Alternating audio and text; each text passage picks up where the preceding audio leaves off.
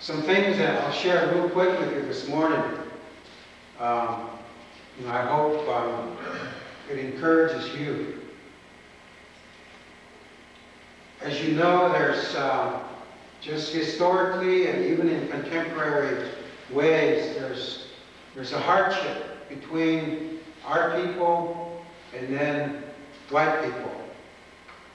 And the late President Kennedy, in the early 60s, as he addressed Congress on the Indian-United States relationship, he said that Indian people understood, and the least understood people in America.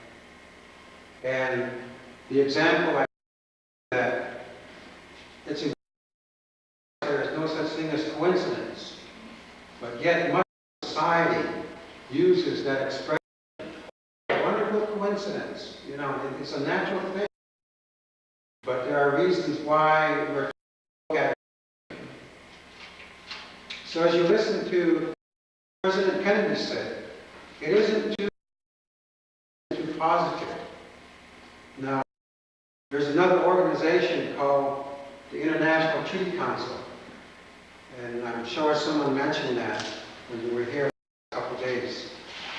Some of the elders, the old people in the Treaty Council, they have said that our people and the white man will never see eye to eye because our beliefs, our philosophy is something that's very ancient, and it does not change with contemporary times. You don't see the fads, the trends in this philosophy.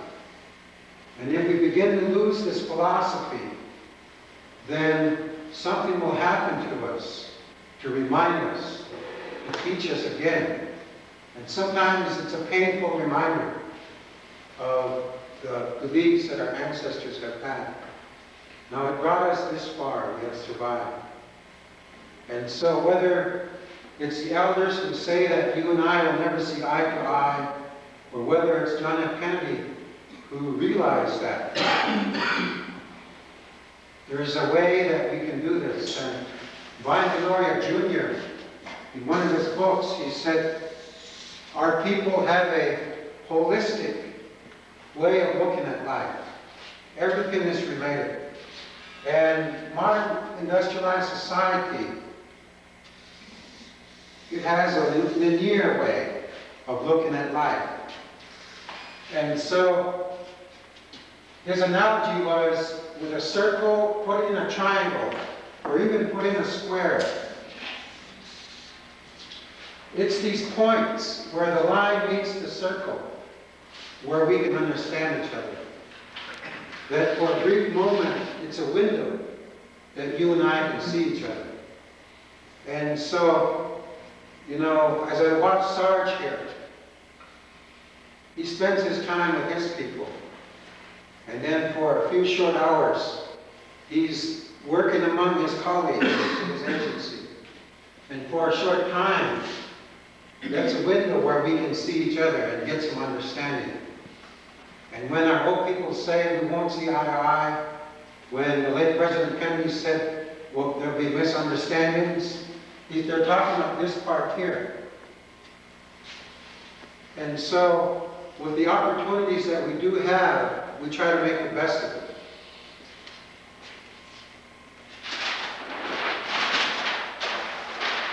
I've worked with my people all my life.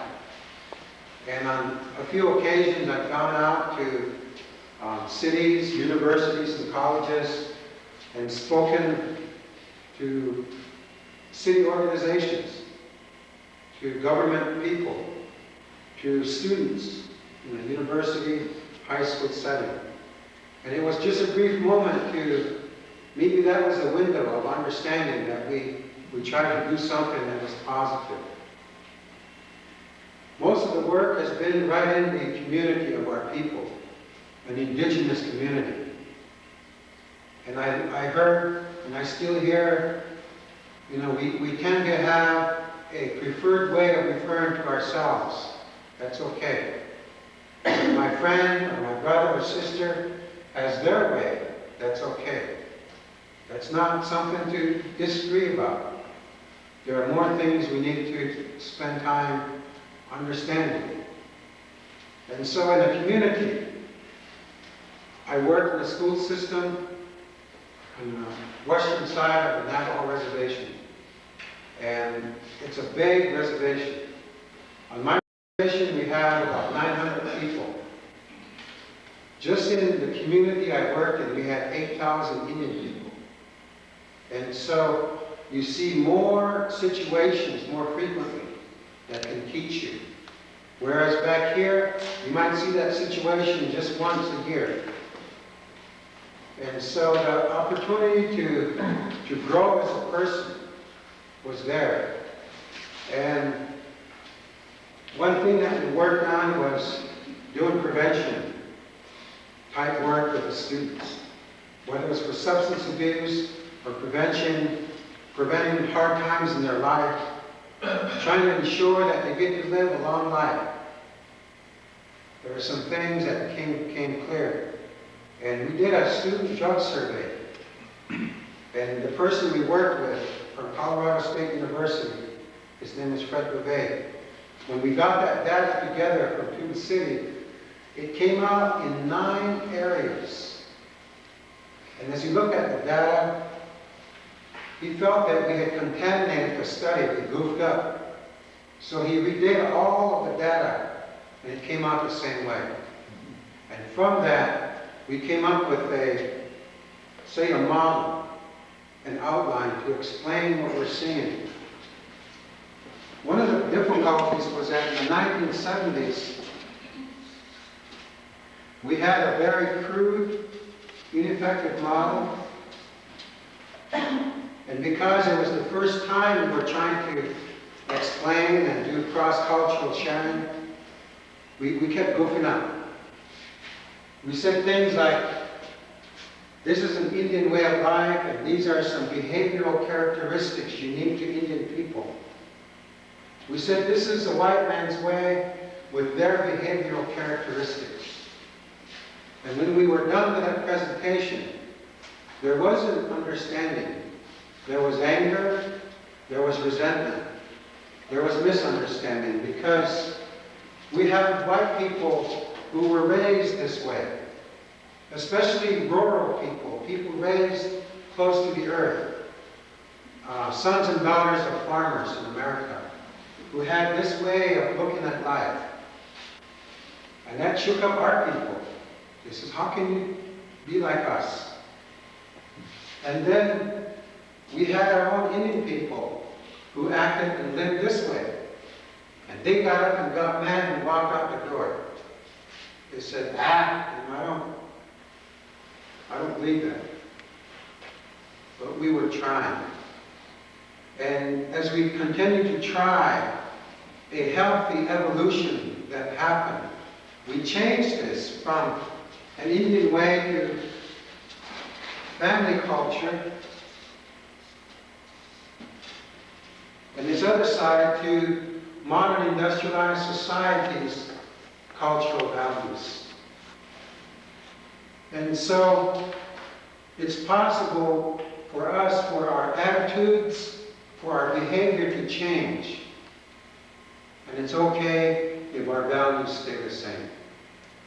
So we're not here saying, you must change.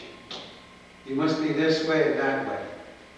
We are here to respect the values that have come through your family, through the generations. Values that we would find as common ground.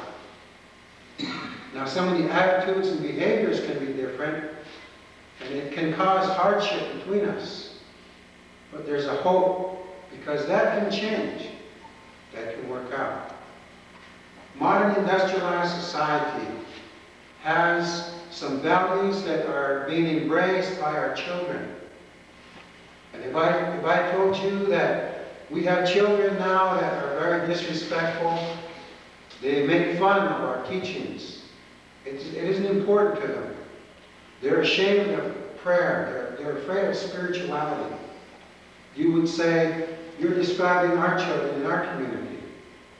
All of our young people are embracing this, and it is going against our family culture. And as I meet each one of you, it's important to recognize you come from a family culture.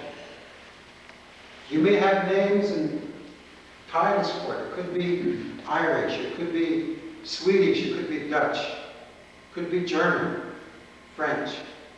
That is in your family culture. And so that identity process is so crucial today, because we have young people, and now we have young parents who are suffering from a lack of identity. And the only identity they can embrace is this: modern industrialized societies, games, material things, something that is very shallow. The depth that you and I know, especially the older ones, the depth of this culture has the solutions for people who are living this way wholeheartedly. What happened in the survey, instead of this outline, let's call this someone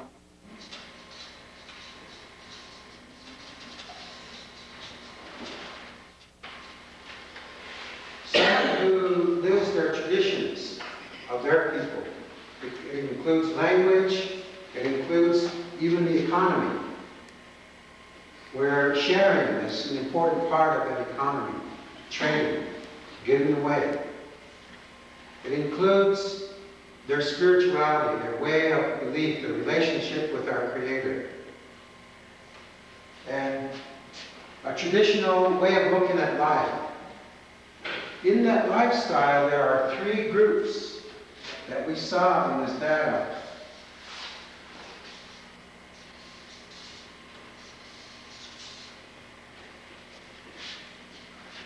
On a scale of 1 to 10,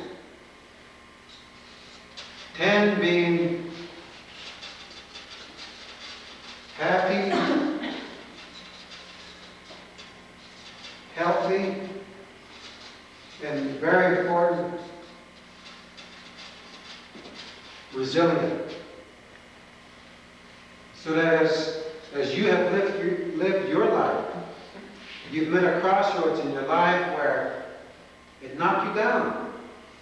Maybe it was times you were in college, when you're starting out just out of college with your family, you had bills to pay, you've gone through hard times. You had, from your family culture, a resiliency that brought you through. Now, not everyone has that. When some people fall down, they don't get up. They suffer. And so, this third has this resiliency. They have a happiness. They have a healthy way of living. And their chances of living a full life, living to be an old person, is very good.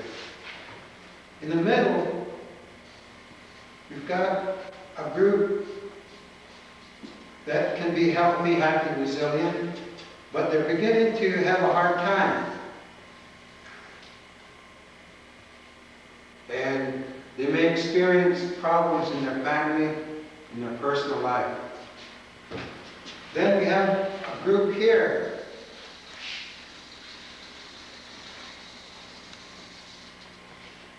which experience a lot of suffering. In modern society, they use the word dysfunctional. They have a hard time. They experience premature, unnatural death. They die young. And so, in our traditional ways, all three groups are there. Now, sometimes as you first begin to meet Indian people, you hear about that traditional person.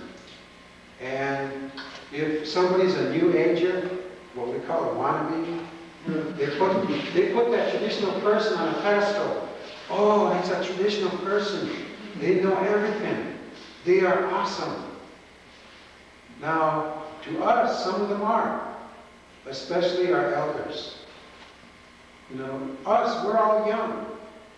If you're under 70 years old, you're young. But the elders, to us, they're up there. They're someone we really value.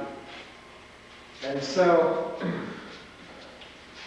a lot of times you won't hear people acknowledge this group. That there's people who speak their own language, who speak very little English, even today, in 1994, who are very traditional, but they're struggling with, could be alcoholism, poverty, other kinds of social deprivation. As a result, there's some anger. There's some resentment.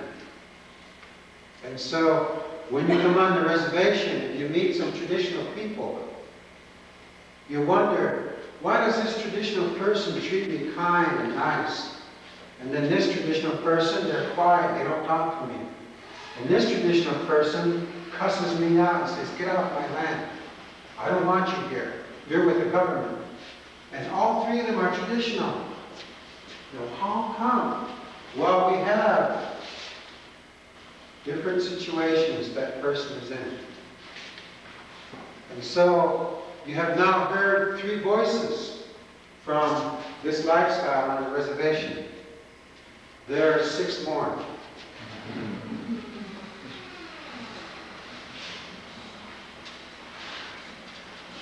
This one,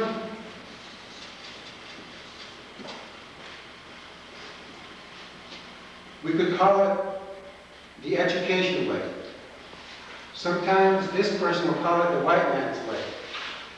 This person will say, their path in life is different than mine, but I love them, I support them. This person could be this person's grandchild, nephew, or niece. And so, they speak English.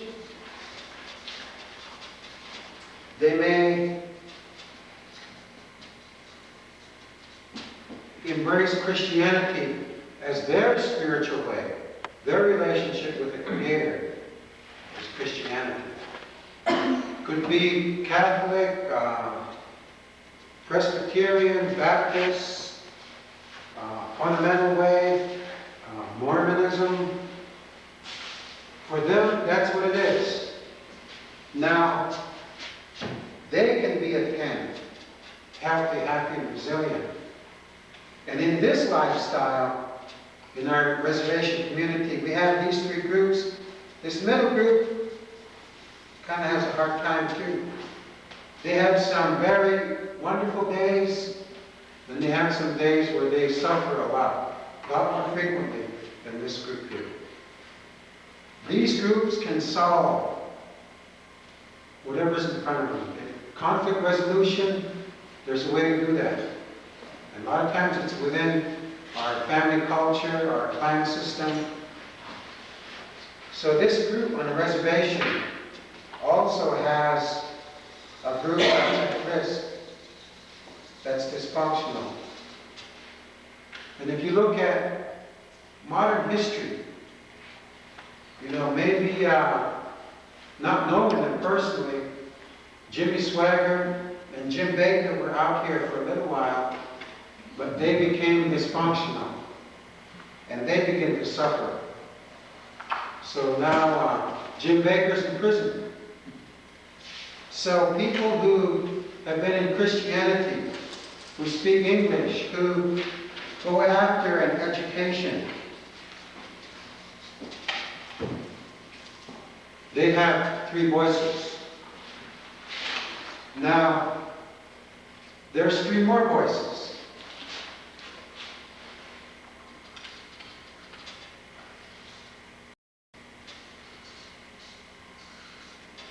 And this one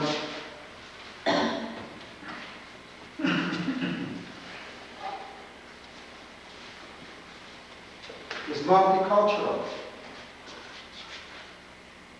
This one also has a healthy group that's happy, healthy, and resilient. They have a middle group that has their hard days. They also have a group that's very much at risk. suffering with different kinds of dysfunction. And so these are the 9 voices. And we should realize we're kind of generalizing, but as you work in the community, you'll find that there are pretty close to 9 voices. And so you'll see a situation like this. And some of the people you met represented that. Our grandparents are over here. Maybe our grandpa drank. As he got older, in his life, he moved out this way to a healthier way of life. So like some of you, there are things you did when you were in high school and college you don't want to tell your kids about it. So you were in this area too. But now as you got older, and as your wife or as a woman, you give birth to a child, the process of learning how to be a human being when you became a parent began to affect the way you looked at life. And values you didn't think you had begin to surface in your life. Values that your great-grandparents would have been proud to see. It began to come out. And so if you were over here, you're reckless in high school and college, this natural growth, personal development, you begin to move out into a healthy, happy, resilient, day-to-day existence. And so, let's say the grandparents are right here. They speak their own language. Now their kids, who are parents in our age group, some of us don't speak the language, but we do recognize and respect ceremonies. But when we were teenagers, we didn't want nothing to do with it. We wanted to go out and have fun. So when we were teenagers, we might have been right here. And as we became parents with our grandparents this way, we may begin to move over this way, and now we're right there. So now we have children. Let's say we have 3 children. One of our children, and a lot of times as you learn about family issues, the first child is what we call the family hero. They're the ones who get a lot of attention. They achieve in school. The first child, we promote education with. So our first child ends up right here. They want to go to school. They want to go to Syracuse University. They want to go to UB. They want to go to Alfred. They want to go to school somewhere. So they're choosing education, the English language, and they may choose Christianity from the same family, remember, as the grandparents are over here. That child may be right here. The second child, we see in the modern family, the second child is kind of rowdy, scapegoat. All the attention goes to that older child. Mom and dad they get called to the school to look at this child's work on the wall. They're on the honor roll. Some of you who are the older child, you remember that. Those of you who were the second child, the scapegoat, when your parents got called to the school, it's because you were sent to the office, because you were on detention, you said something not nice to the teacher. That's why your parents got called to school. So you brought attention to the family that the family kind of didn't like. So then, second child may not choose it. They may choose something in here. You get into trouble. Third child. Third child sometimes is kind of a quiet child because they see the family hero out there achieving. They see the next oldest one being the rowdy one. And so they get love, they get attention, but they kind of have different learning styles sometimes. That child may choose not to be academically oriented. They may not choose to get into sports. They may say, I want to be with grandma and grandpa. I want to learn our language. language. I want to learn our teachings, our traditions. Remember now, the other brother and sister isn't interested in that. They want to go this way. This one is coming this way. To support our family into a healthy way of life, to always support them. That's what we all believe in. You believe in that. And so, what happens now? Let's add history. What has really happened? This past February, no, I'm not going to talk to you about 150 years ago. I'm not going to talk to you about the Holocaust that we went through, the genocide. I'm going to talk about 14 weeks ago, at the end of February, the United States Supreme Court decided a 7-2 court decision against the Northern Utes from Utah.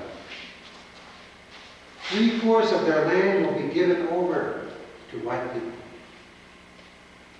There is a struggle between the state governments and the nations. If there's a reservation in that state, you're almost virtually guaranteed that there's a difficult relationship with the state government. And it's disagreements over water rights, mineral rights, taxation. The state wants them to pay state taxes. We said, no, we paid our taxes when we lost 55 million acres of land. We signed over all this land, the rights, all the money that's ever been made from what we turned over from the natural resources. Trillions of dollars has been made off of our land that we turned over in return for health and education services. And so the Supreme Court decided that in February. It violated the treaty. Doesn't it say in the Constitution, Article 2, Section 6, that treaties are the supreme law of the land? Didn't we send our sons and daughters to the Gulf War, Desert Storm, because Saddam Hussein violated the sovereignty of Kuwait and Saudi Arabia? Didn't we go over there and spend millions of dollars to defend sovereignty? Yes. Then why do we attack sovereignty in Utah? And the Supreme Court is in on it.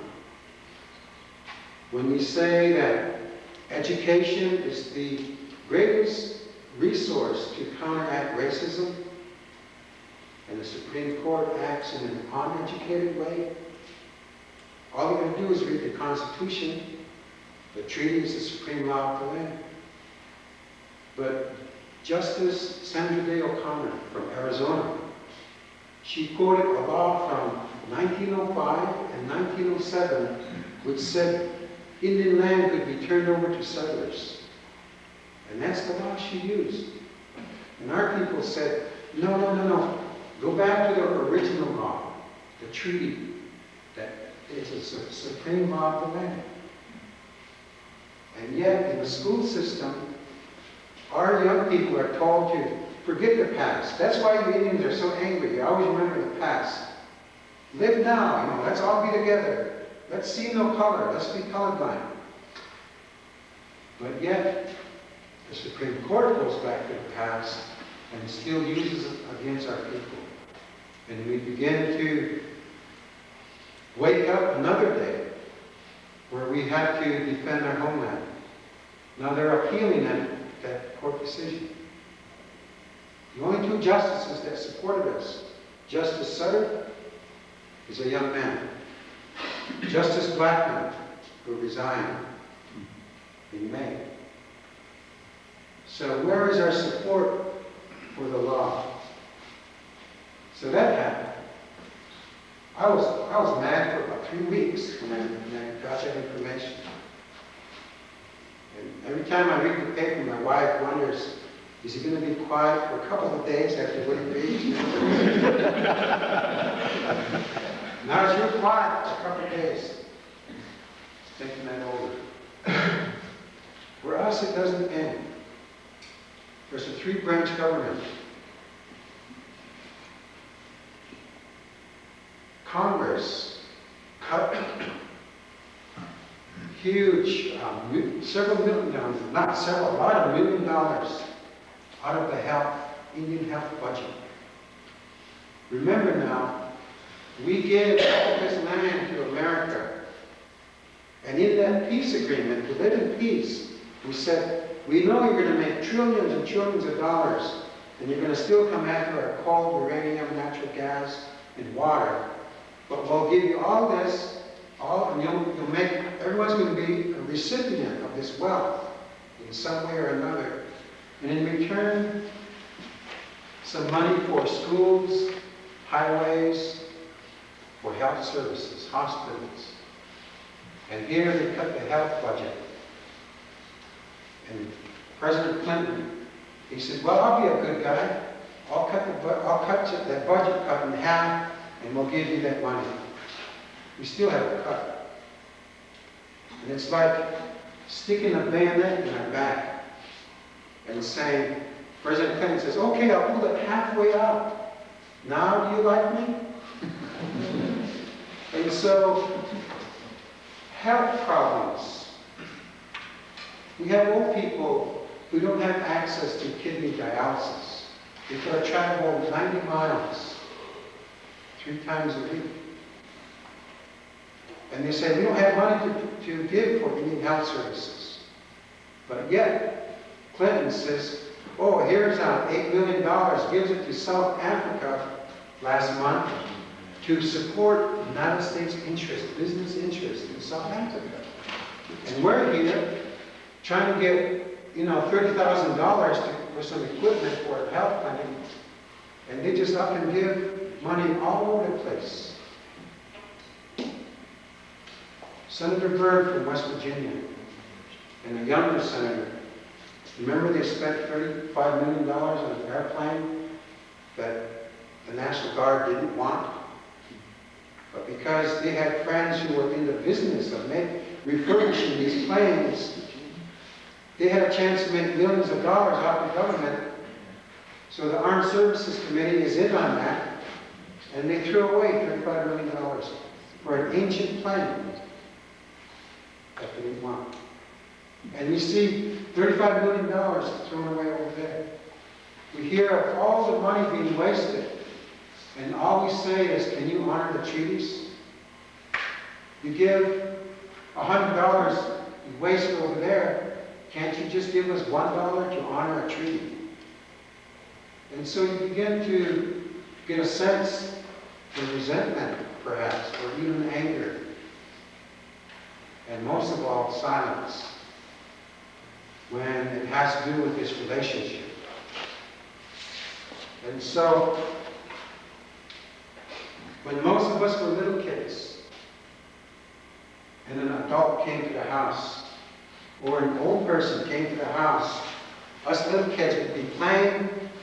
When they came in, we'd stop and we'd go stand by the wall. Or we'd just stop playing and just sit down. And they come in. You show respect, and you don't talk. You wait for them. So you sit there waiting. And old people, sometimes they'll come on in, and they don't talk right away. They sit down, look at you, and relax. And you get them some water, a piece of bread, something to share from your house. And they sit there. 20 minutes goes by. And you've got to show respect because they're older than us. And you look at your parents, and your parents know you want to play, you're a child. And this is done non-verbally. You look at your parents. What that means is, can I go outside? You sit and look at them. And they look at you. They just nod their head. And then you get up and you walk outside. The minute you get outside, start playing. And you show respect. That is done without verbal explanation. You learn that by the time you're 2 and 3 years old. You can't remember anyone saying, this is how you act. No one told us that. We learned it through observing and listening. And so now, we have kids who sit there and they're quiet. They've learned it through nonverbal ways, but they don't know why. And young Indian kids are sitting there and saying, how come I'm just sitting there quiet? And some of us parents haven't been teaching them. So sometimes we have the behavior without the understanding. We have misunderstandings of our own ways too. And so, when that teacher gets us in the classroom, are we quiet because we have respect? Or are we quiet because of pain and anger? And in most cases, it's both. It's both. And in most cases, when we were going to the classrooms, we were in this area, right here. We are seeing, because of the extra effort in our education programs to nourish the identity process, and things that the modern world calls self-esteem, we're starting to have more kids right in here. But we still have kids in here. Now, you come on the reservation. Who are you? Oh, I'm from Soil Conservation Services, and came to see you guys, and you've got some nice information, and you want to explain what we're here for, and you want to give us a call sometime, we're here. Shoot.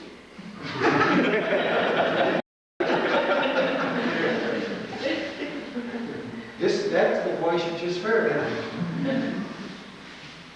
This voice would go, oh, come and sit down. You want some water, coffee, you want some juice, sit down. And we sit down with you. Tell me what you do, okay?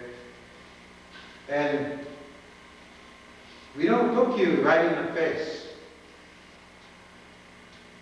You see, 200 years ago, when people came and looked us in the face, they killed us, or they burned our house down, they stole whatever we had, or they arrested us, imprisoned us, or they mistreated us. When someone looks you in the eyes, it's not nice.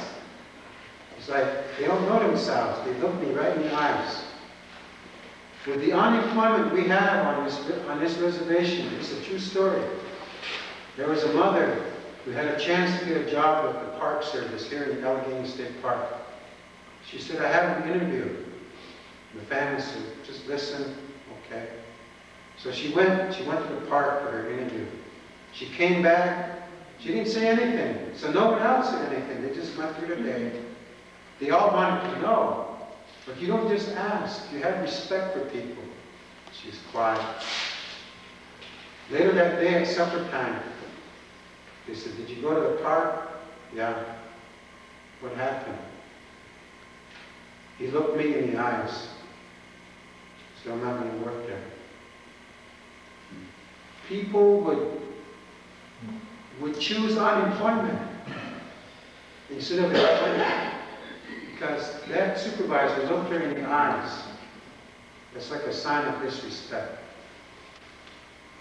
And so here you are, you sit down and they say, oh, want some coffee, some tea? And they don't look at you. They just go like this, you know. Or they kind of look at the ceiling. And you're saying, why don't they look me in the eyes? Why don't they acknowledge me? They are acknowledging you. They're showing respect for you. And so, occasionally they'll look at you in the eyes, and then look away, nod their head. That means keep talking. They listen to you. Finally, when you're done, they look at you. That's like saying, any more? No. We're glad you came here. Where are you from? Where'd you go to school? Who's your family? What do you like to do? How many kids you have? They want to know you. Then they shake your hand and say, I see you. That's this voice. I think you already know these three voices. These three voices says, get the hell off our land. You white people, you come here, you mess with us, get out of my face. Get out of here. Come on. We didn't ask you to come here. And they'll treat you like you were General Custer's son. Like you were John Wayne's son. And so, now, whatever treatment you get, remember there's 8 other voices. And hopefully you meet some of these voices in our community. But if you meet these ones, understand the history. Understand that the Supreme Court is still coming after us. Our elders have said, as long as we have a homeland, the white man's will come after us. For natural resources, to take our land.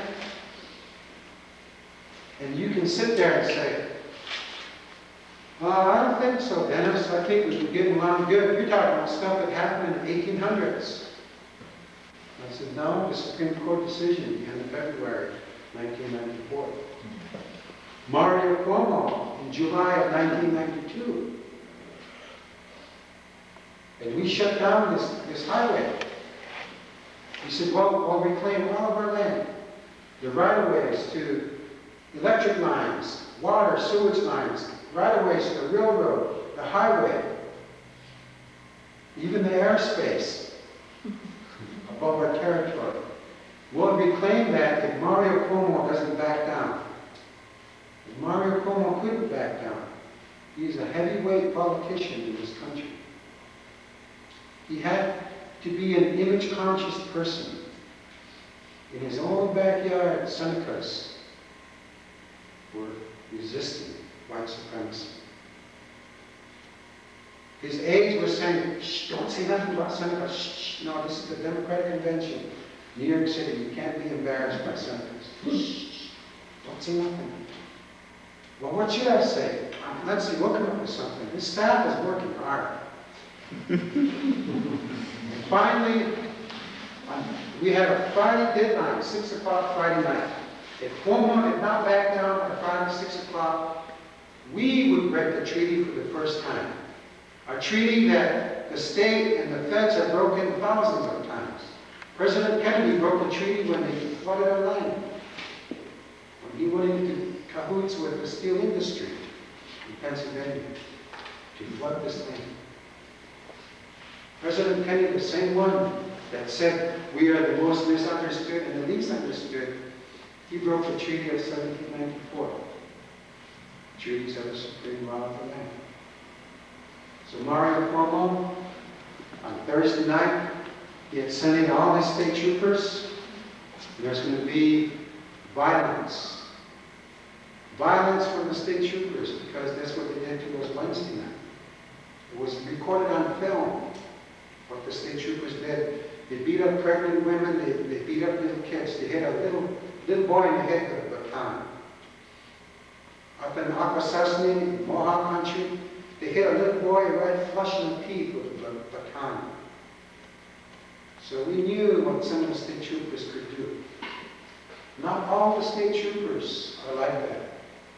We have state troopers who are healthy, happy, and resilient and respectful. We know that. But we had some state troopers who wanted to kill Indians. That's what we were facing. We were afraid. But yet, we had nothing left to negotiate. How can you negotiate away sovereignty? You can't. We sent people to Desert Storm to defend sovereignty.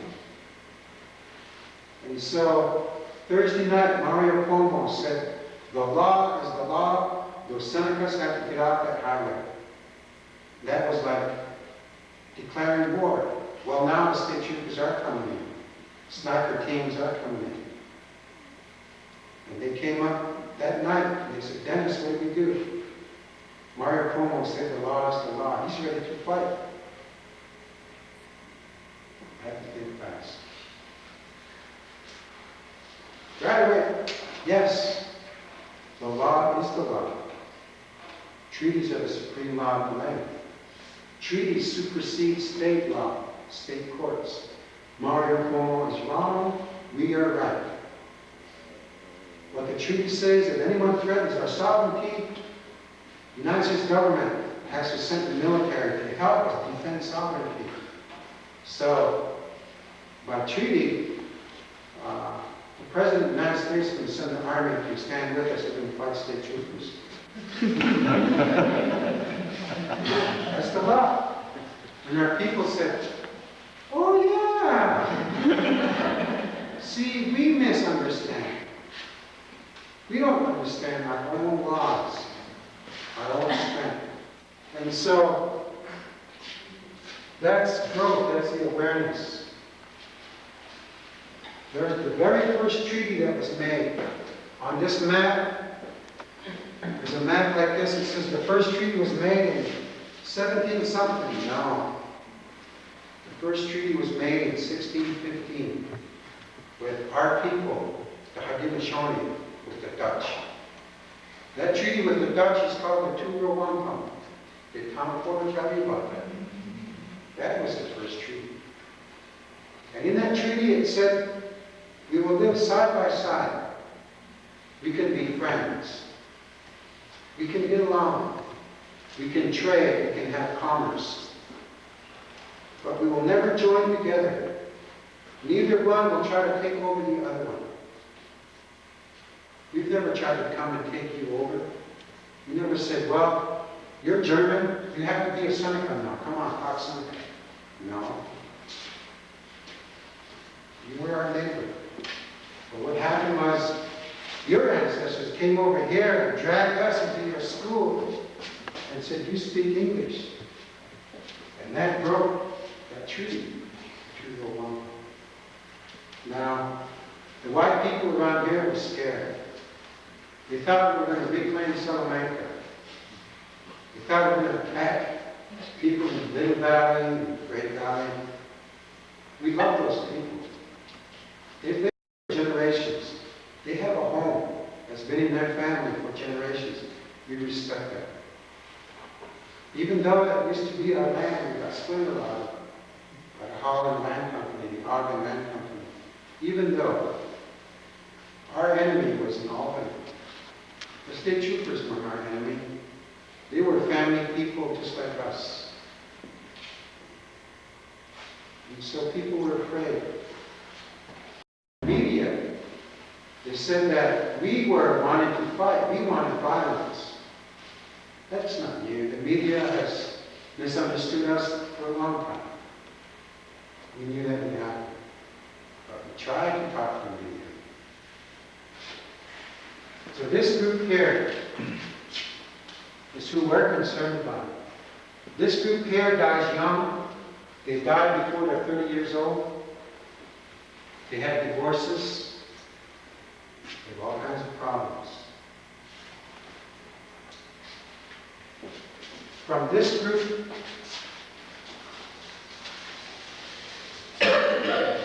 this group is very critical. They will criticize you. If you come on the reservation, they'll give you a hard time. This group here, if they criticize you, it's constructive criticism. And it would be said to you in a way that you'd say, okay, I understand. Now how can we work it out? This is a conflict resolution skill that exists with this group.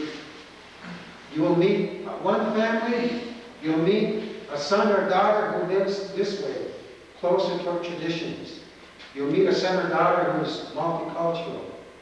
You'll meet a son or daughter that speaks very good English, who doesn't follow traditional ways that are into Christianity from the same family. And as you meet all of them, now I hope there's a clarity in your understanding. Because you see, oh, I met a Seneca and he acts and dresses this way. And you're a Seneca? How come you don't have on a black vest and a black scarf? Huh?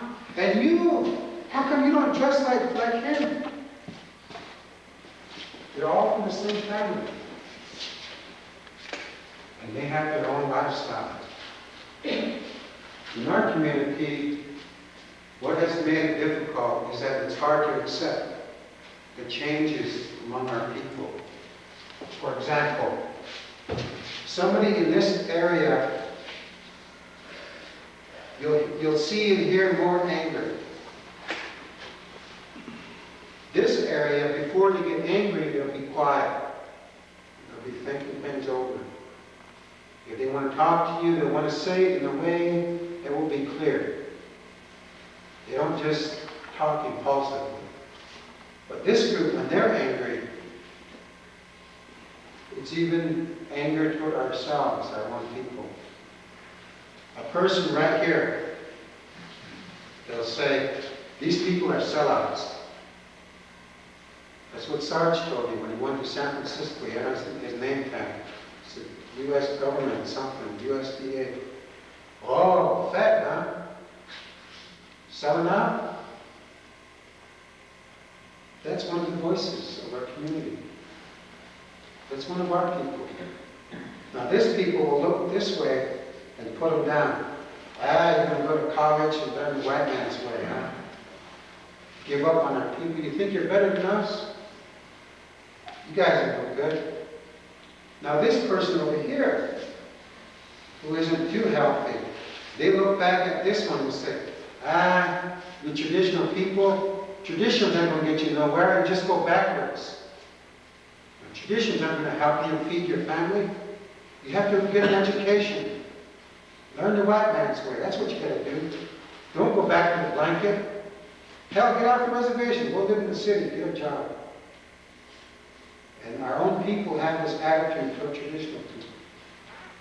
But as they begin to be validated, and validation is a step.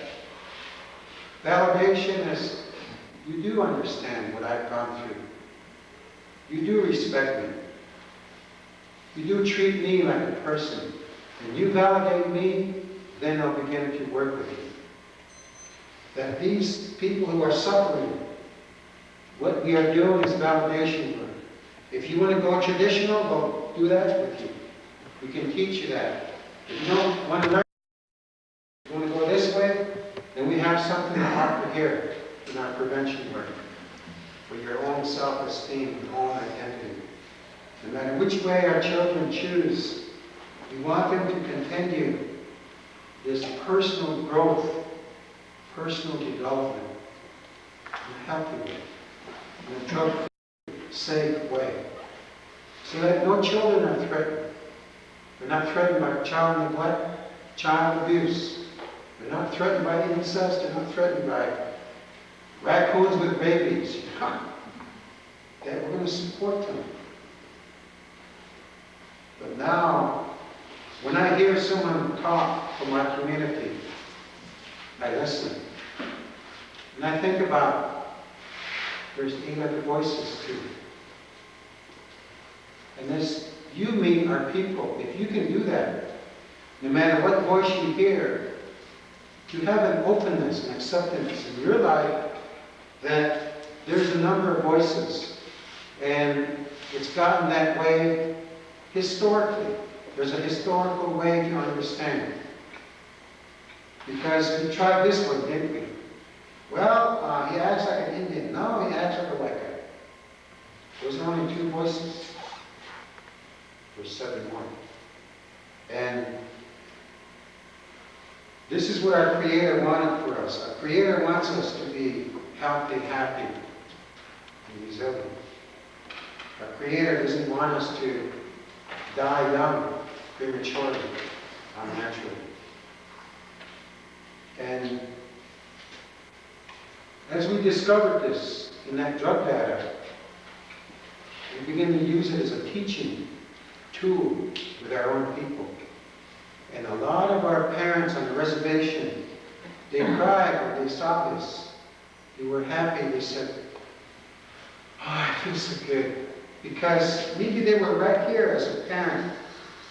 And naturally, you want all your kids to be like you. And they say, my child's going to go to Stanford University. They're going to be a white man. What did I do? I don't know if you do anything wrong. Your child at Stanford, let's help them. They live a long time. Let's support. Or to say, maybe the parent went through college.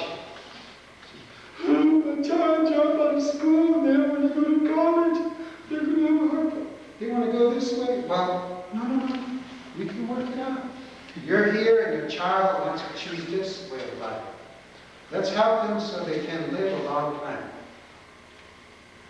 Be safe, be healthy. So, this is just something to share with you. And this is, for us, it's a window. And after you go, and I go do something else,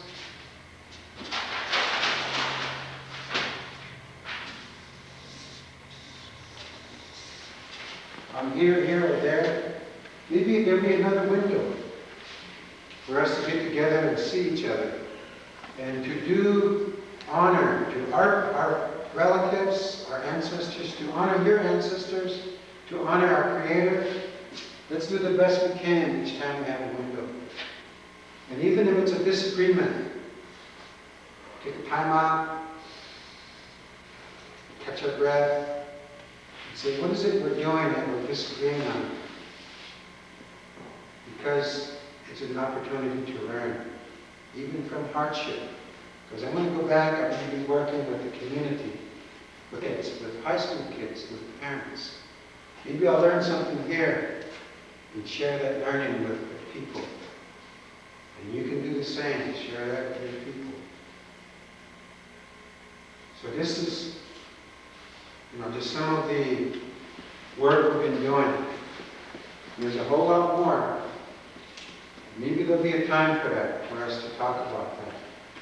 Again, there's a reason for things.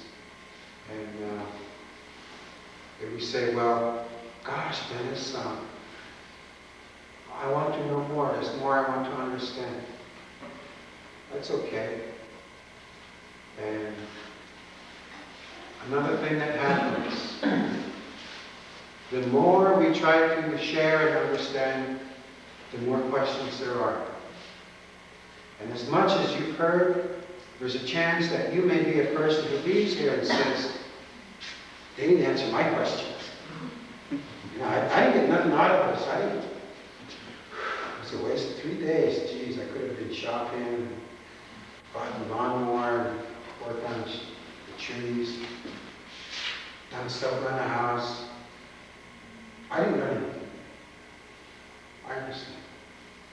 It's been that way for 500 years. We need to be patient. And